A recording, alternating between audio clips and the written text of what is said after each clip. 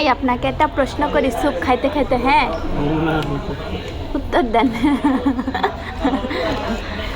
একটা প্রশ্ন করি, হ্যাঁ আপনি আপনি প্রথম যেদিন আমার সাথে কথা বলেন সেদিন আমাকে কি বলছিলেন, কি বলে আমাকে সম্বোধন করছিলেন?